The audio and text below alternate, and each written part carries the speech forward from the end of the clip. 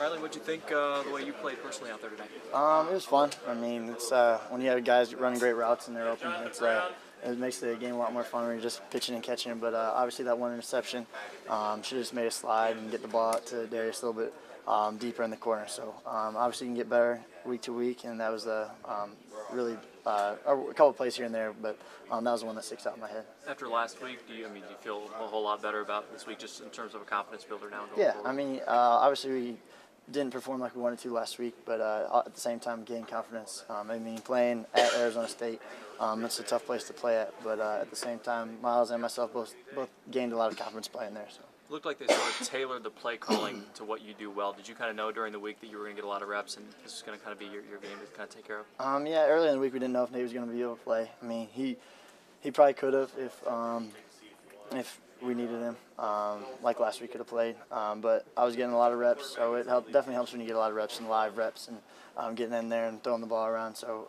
early in the week or throughout the whole week, I was getting a lot of reps. So. What did you do this week that you weren't able to accomplish last week? Just execute, simple as that. Execute. We had a good tempo. Obviously, didn't have any delayed games, which is good, especially to start off drives, and we just executed pretty well. Obviously, we'd like to run the ball a little bit better, and then just can't have any turnover, especially in the red zone.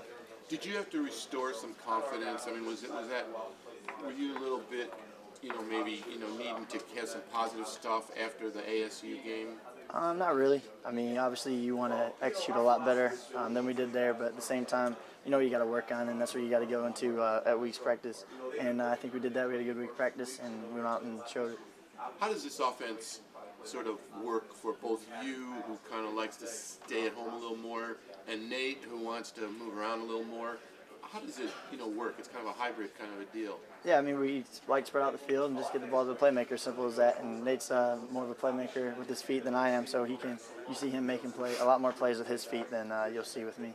But how do you, and yet it works. Why does it work? It seems like two different styles. Yeah, I mean, Coach Beatty knows what our strengths are, so he's obviously going to call plays that suit me better, and then he's going to call plays for Nate that suit him better. So Coach Beatty kind of is a mastermind. Coach Beatty and Coach Gonzalez kind of putting plays together, and just works out. In the first half, especially, you seemed to have a rhythm with Ryan.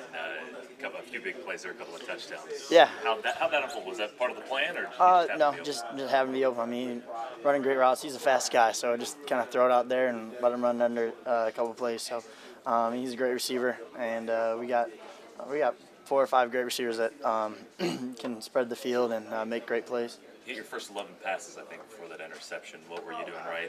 Were guys just getting open? The guys were just getting open. Had time, so just a group effort, and it was going well in the first half for sure.